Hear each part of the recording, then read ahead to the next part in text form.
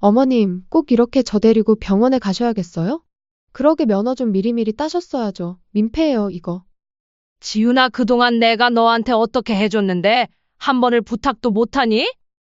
부탁할 때만 어머니라고 부르고 정작 마음은 다르잖니? 나는 우리가 진짜 가족이라고 생각했는데. 어머니, 그게 바로 문제예요. 어떻게 며느리가 시어머니랑 가까워지겠어요?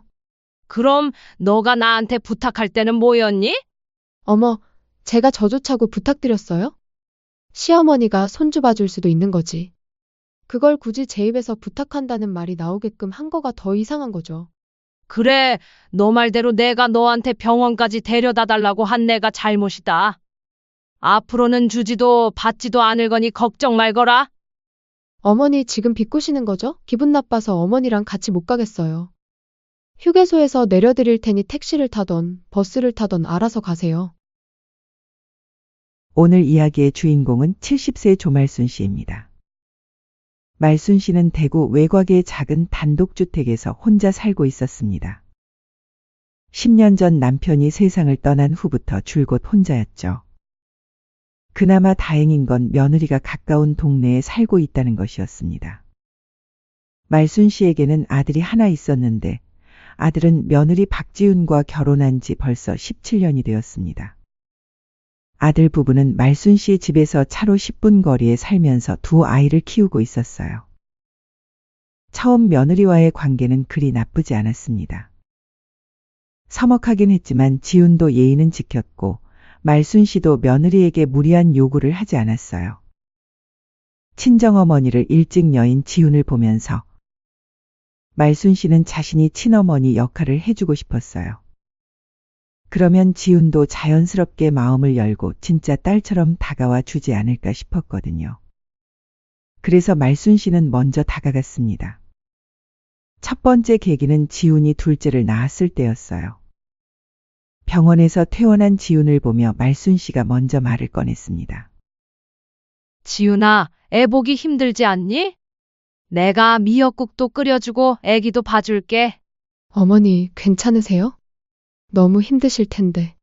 뭘, 내 손주인데 출산하느라 고생 많았다. 그때 지윤의 눈에 눈물이 글썽했어요. 말순 씨는 그 모습을 보며 마음이 뿌듯했습니다. 역시 먼저 베풀면 마음이 통하는구나 싶었거든요.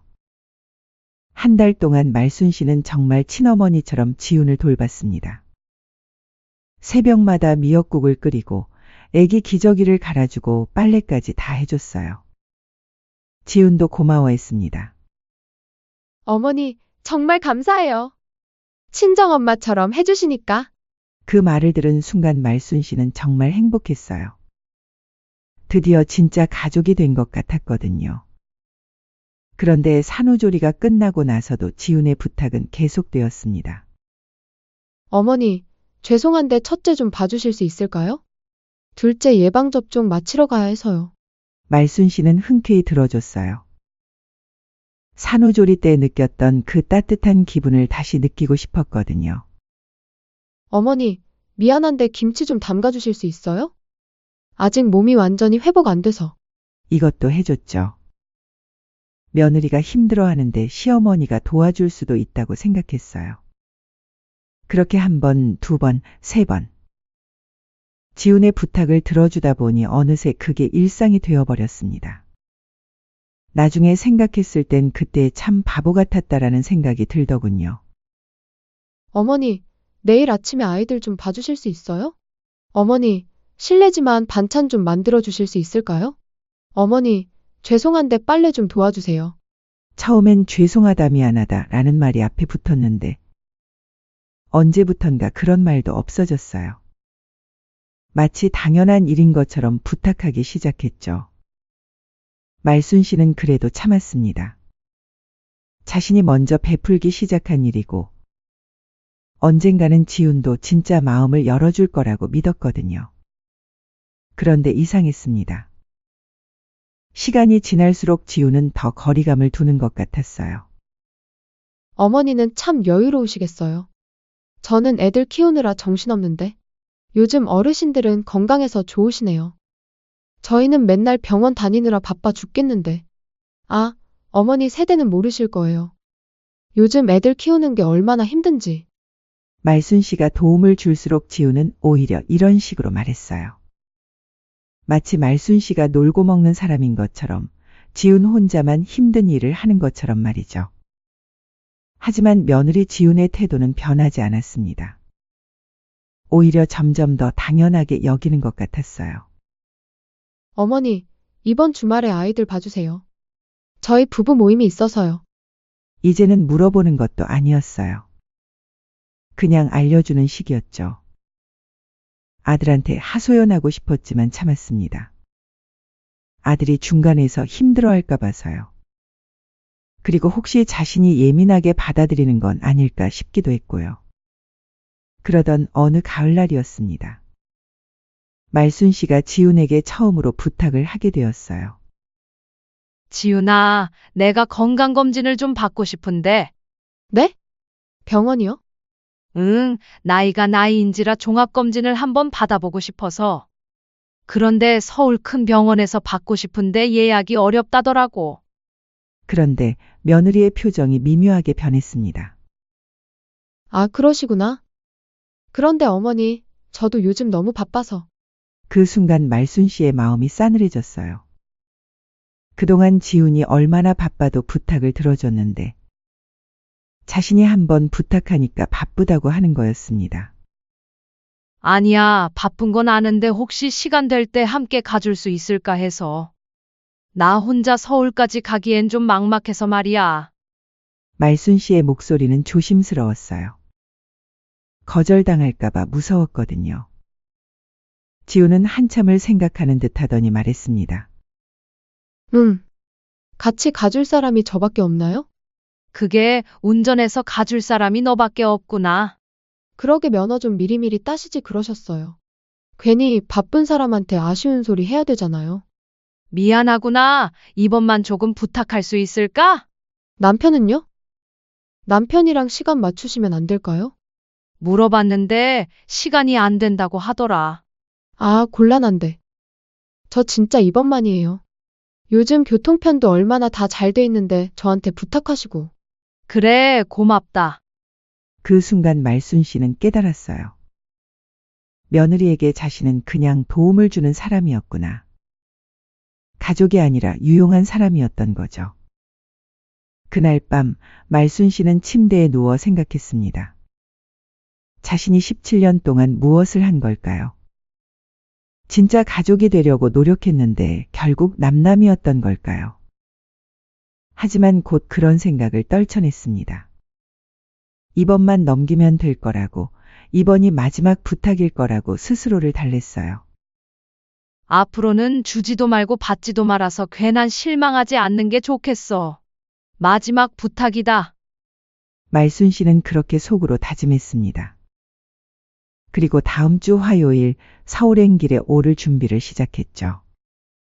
그날이 자신의 인생을 완전히 바꿀 거라는 걸 말순 씨는 전혀 예상하지 못했습니다. 드디어 그 화요일이 되었습니다. 말순 씨는 새벽부터 일어나서 준비를 했어요. 병원에서 입을 단정한 옷을 골라 입고 가방에는 필요한 서류들을 꼼꼼히 챙겨 넣었습니다. 오랜만에 서울에 가는 길이라 설레기도 했죠. 오전 8시 며느리가 차를 가지고 왔습니다. 어머니, 준비 다 되셨어요? 응, 다 됐어. 고맙다, 얼른 가자. 말순 씨는 지훈의 얼굴을 살펴봤어요.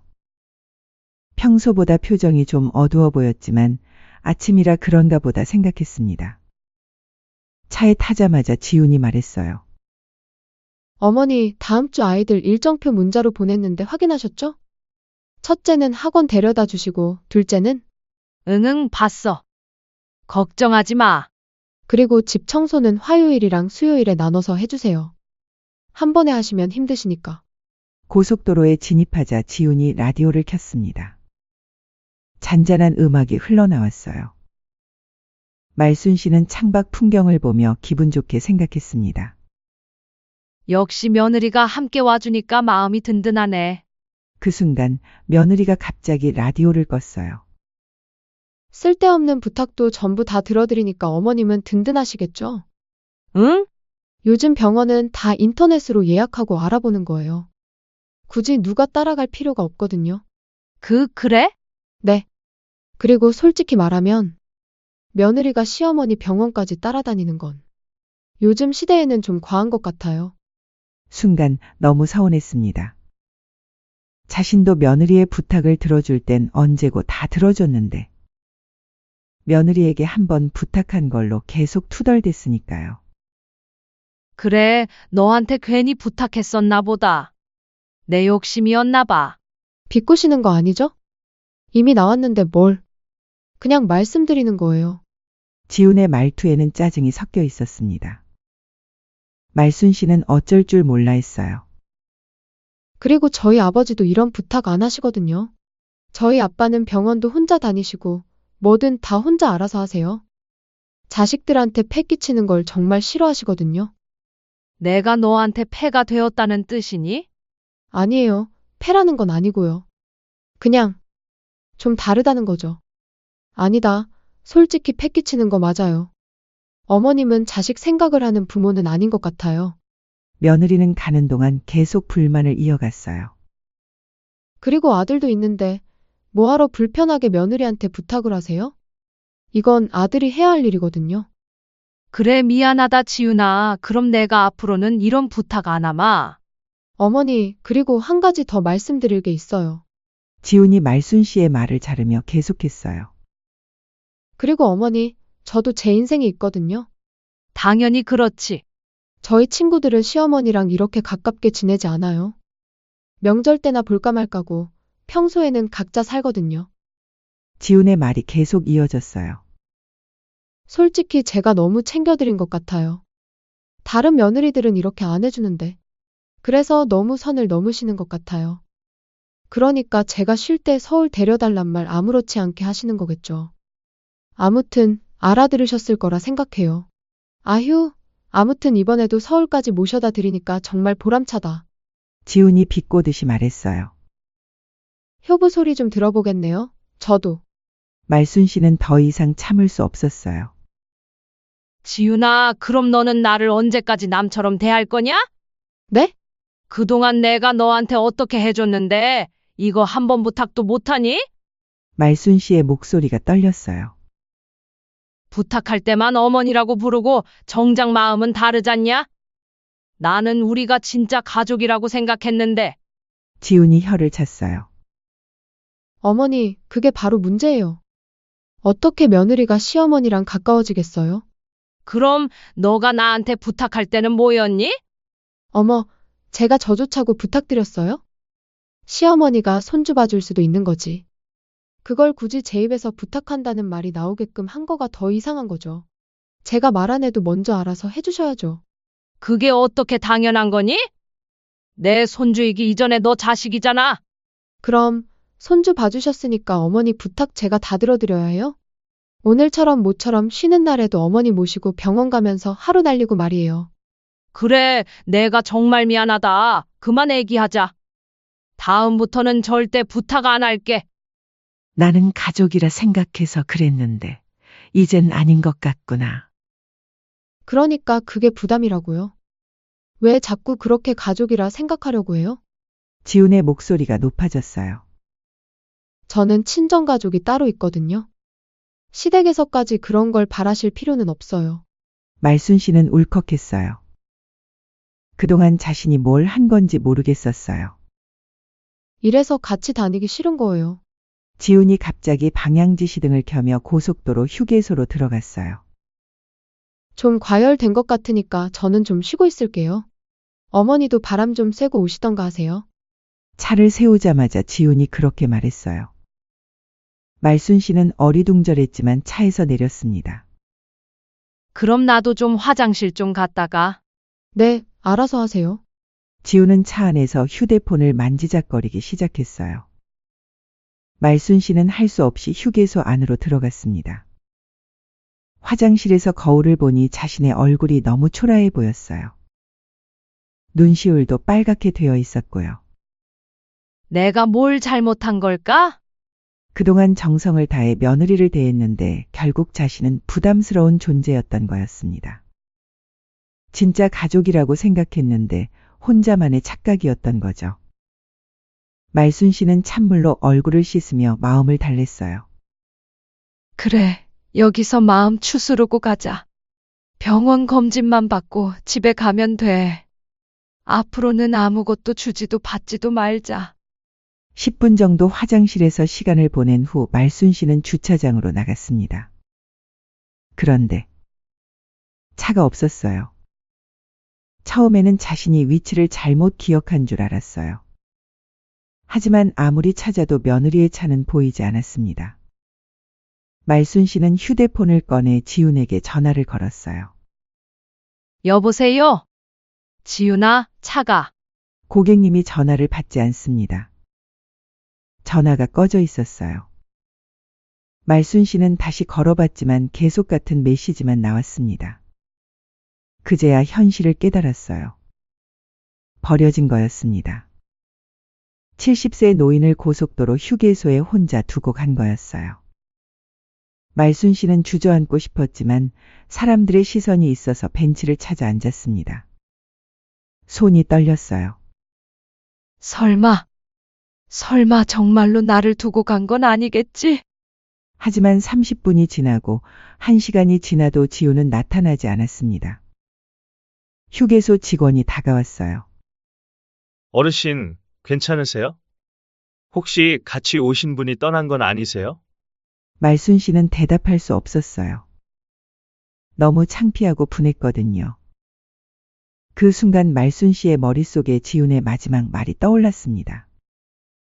이래서 같이 다니기 싫은 거예요. 아, 정말로 자신과 함께 있는 게 그렇게 싫었던 거구나. 그래서 아예 버리고 간 거구나. 말순 씨는 눈물이 났지만 꼭 참았어요. 사람들이 보고 있으니까요. 내가 뭘 그렇게 잘못했다고. 17년 동안 정성을 다해 돌본 며느리에게 70세 시어머니가 고속도로 휴게소에 버려진 거였습니다. 말순 씨는 그 순간 깨달았어요. 자신이 얼마나 바보같이 살아왔는지를 말이죠. 말순 씨는 결국 택시를 불러 대구까지 내려왔습니다. 택시비만 25만 원이 나왔어요. 70세 할머니가 고속도로 휴게소에서 홀로 택시를 타고 집까지 오는 길, 말순 씨의 마음은 처참했습니다. 집에 도착해서도 한동안 멍하니 앉아 있었어요. 아직도 믿기지 않았거든요. 정말로 며느리가 자신을 버리고 갔다는 게 말이죠. 말순 씨는 바로 아들에게 전화를 걸었어요. 여보세요, 아들아. 엄마, 무슨 일 있어요? 안 그래도 방금 지훈이랑 통화하던 참인데. 나 지금 집에 있어. 네? 벌써요? 병원 검진은요? 말순 씨는 다시 자세하게 상황을 설명했어요. 며느리가 고속도로 휴게소에서 자신을 버리고 갔다는 것을. 그런데 아들의 반응은 예상과 달랐어요.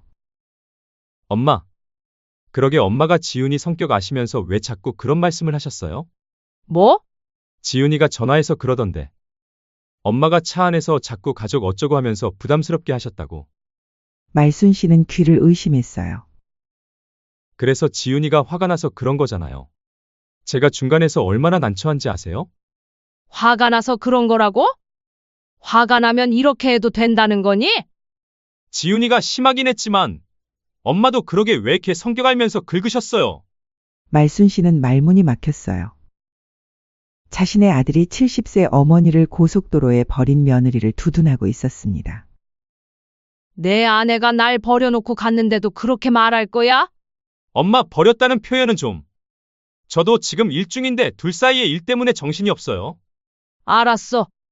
이제 알겠어. 엄마, 너무 화만 내지 마시고. 엄마가 어른이니까 눈 딱 감고 그냥 지훈이한테 미안하다고 해주세요. 이롭다. 내가 왜 미안하다고 사과해야 하니?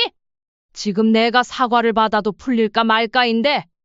엄마가 먼저 사과하시면 지훈이도 마음 풀 거예요. 이대로 안 보고 사실 것도 아니잖아요. 말순 씨는 전화를 끊었어요. 더 이상 들을 말이 없었거든요. 그 순간 말순 씨는 결심했습니다. 이제 정말로 모든 걸 정리할 때가 됐다고. 다음 날 아침, 말순 씨는 평소보다 일찍 일어나 은행에 갔습니다. 어르신, 이 적금 통장들을 모두 해지하시겠다고요? 네, 급한 일이 생겨서요. 그동안 아들 부부를 위해 따로 모아둔 적금을 해지했습니다.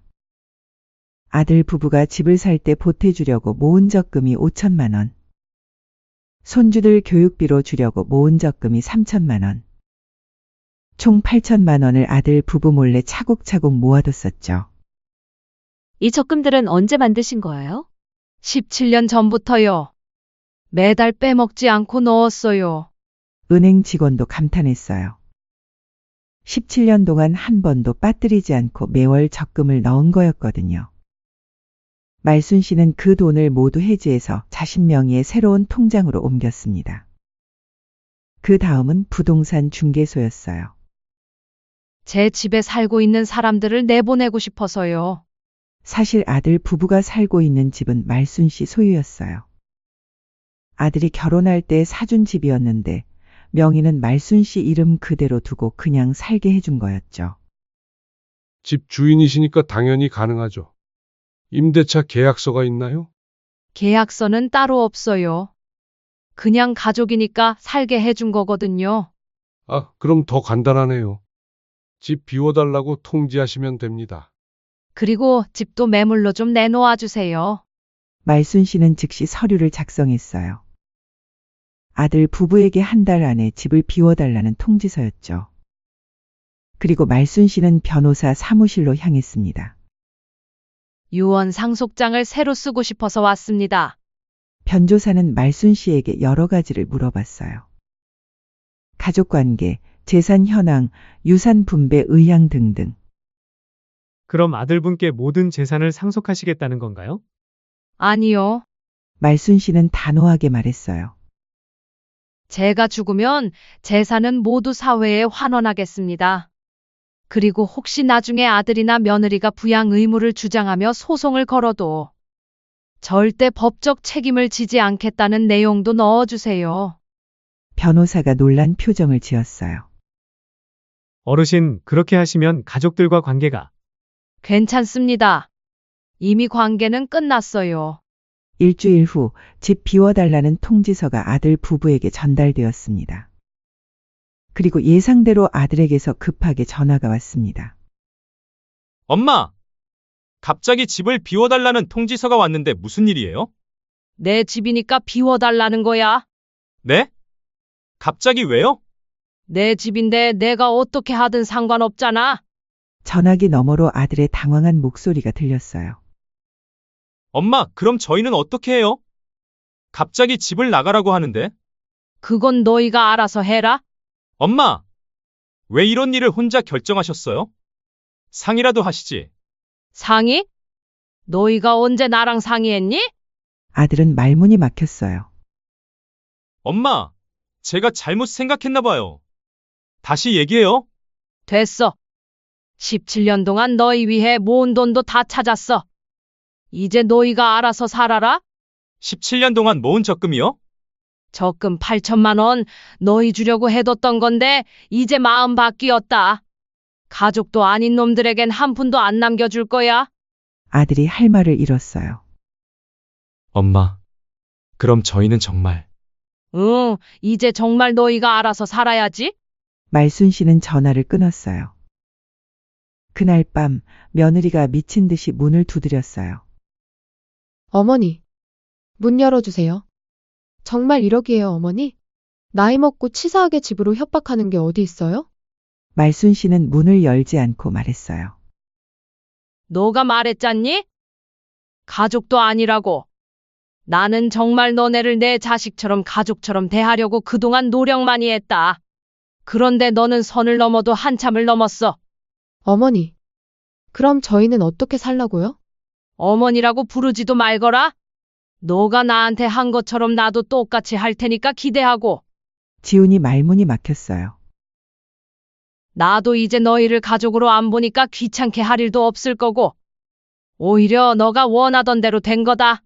어머니, 제가 잘못했어요. 다시 예전처럼. 안 돼. 이미 늦었어. 말순 씨는 단호했어요. 그 후로 며칠 더 연락이 왔지만 말순 씨는 모든 연락을 차단했습니다. 며칠 후 아들 부부는 급하게 이사를 가야 했어요. 집도 없고 돈도 없어서 급하게 빌라를 구해 살게 되었죠. 말순 씨는 그 소식을 들으며 속이 시원했어요. 17년 동안 바보같이 살았구나. 그래도 이제라도 깨달아서 다행이야. 그날 밤 말순 씨는 오랜만에 편안하게 잠들 수 있었습니다. 더 이상 누구를 위해 돈을 모을 필요도 없었고 누구 눈치도 볼 필요가 없었으니까요.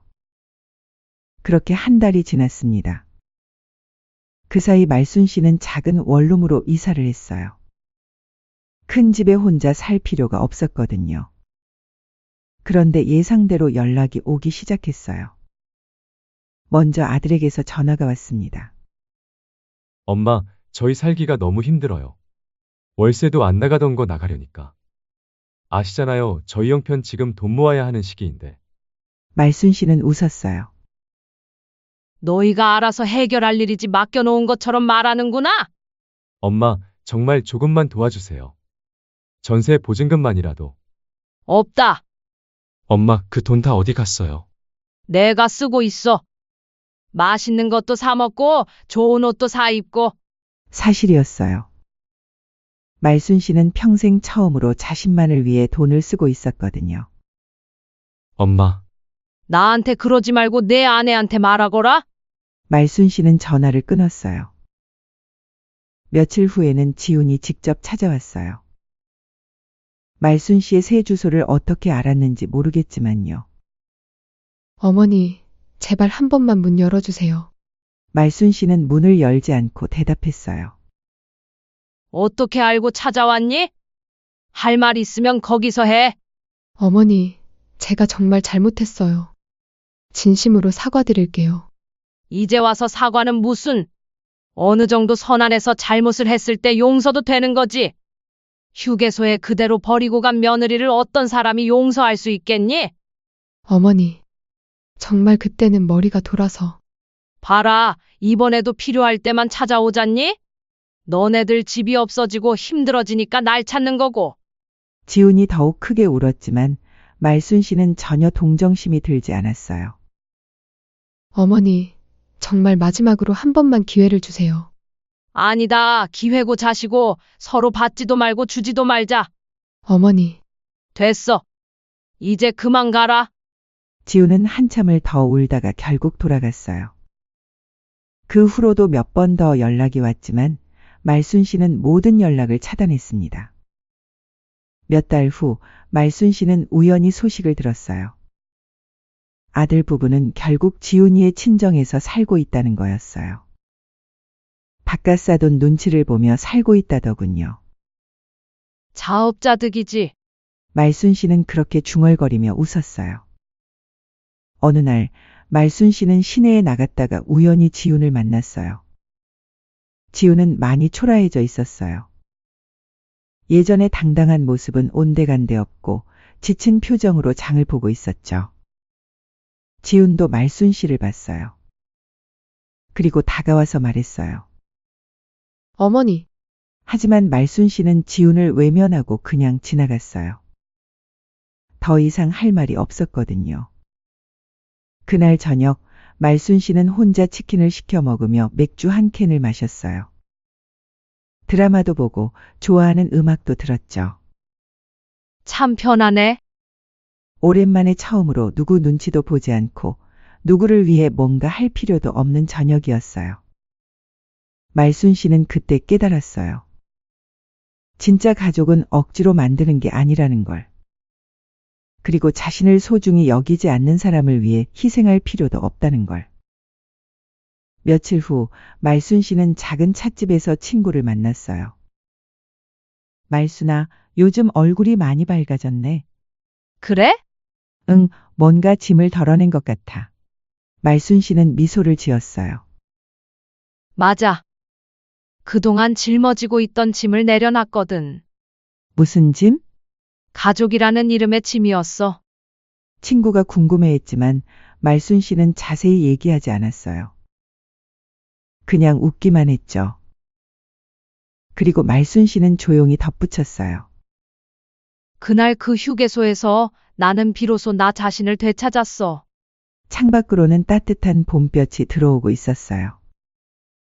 말순 씨의 새로운 인생에도 따뜻한 봄이 찾아온 것 같았습니다. 그리고 지금도 말순 씨는 자유롭고 행복하게 살고 있어요. 더 이상 누구의 부탁도 들어주지 않으면서 말이죠. 때로는 아들과 며느리가 어떻게 살고 있는지 궁금할 때도 있지만 그래도 후회하지 않아요. 왜냐하면 말순 씨는 마침내 깨달았거든요. 진정한 가족은 서로를 이용하는 관계가 아니라 서로를 존중하고 아끼는 관계라는 걸. 그리고 그런 관계가 아니라면 차라리 혼자 사는 게 훨씬 행복하다는 걸. 말순 씨의 이야기는 여기서 끝이지만 사실 이것은 끝이 아니라 새로운 시작이었습니다. 70세에 찾은 진짜 자유 그리고 진짜 행복의 시작이었으니까요.